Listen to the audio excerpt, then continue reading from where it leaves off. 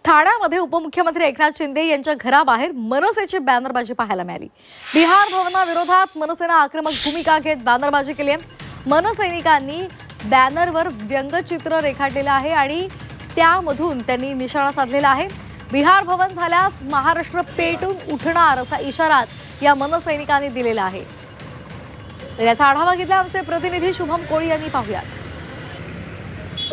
ठाण्यामध्ये उपमुख्यमंत्री एकनाथ शिंदे यांच्या ठाणे येथील निवासस्थानाबाहेर मनसेच्या वतीने बॅनरबाजी केलेली आहे।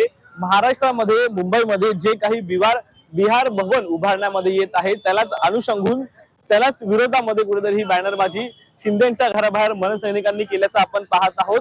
बिहार भवन 314 कोटी आणि त्याच खाली चौधरी जे आहेत बिहार भवनामध्ये जाताना दाखवलेलं आहे आणि त्याच मध्ये जे आपण पाहिलं दुसरीकडे मुंबई पोर्ट ज्या ठिकाणी हे संपूर्ण बिहार भवन उभारण्यात येत आहे त्या ठिकाणी गोदी कामगार आमची घरे कुठे आहेत, आमची घरे कुठे आहेत असा सवाल उपस्थित करताना या चित्राच्या माध्यमातून दिसत आहेत। तर दुसऱ्याच बाजूला आपण पाहिलं तर सरकारी दवाखाना आणि त्याची जी काही बिकट अवस्था जी आहे ती या ठिकाणी दर्शनामध्ये आलेली आहेत। माझ्यासोबत मंत्री स्वप्नील महेंद्रकर आहेत ज्यांनी ही संपूर्ण बॅनरबाजी या ठिकाणी केलेली आहेत। मित्रा, काय सांगशील? पाहिलं तर मोठे व्यंगचित्राच्या माध्यमातून काय नेमकं व्यक्त करायचंय?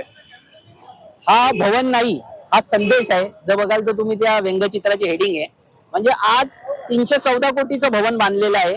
ते आपलं अस्तित्व कुठे ना कुठे मुंबईमध्ये प्रस्थापित करतायत आणि पुढे जाऊन मुंबई गिळंकृत करायचा हा डाव आहे आणि ह्या मागे सत्ताधारी पक्ष आहेत हे त्यांना पाठबळ देत आहेत। ठाण्यामध्ये देखील व्यंगचित्राच्या माध्यमातून शिंदेच्या निवासस्थानाबाहेर जे आहे ते मनसैनिकांनी बॅनरबाजी केल्याचं पाहायला मिळतंय।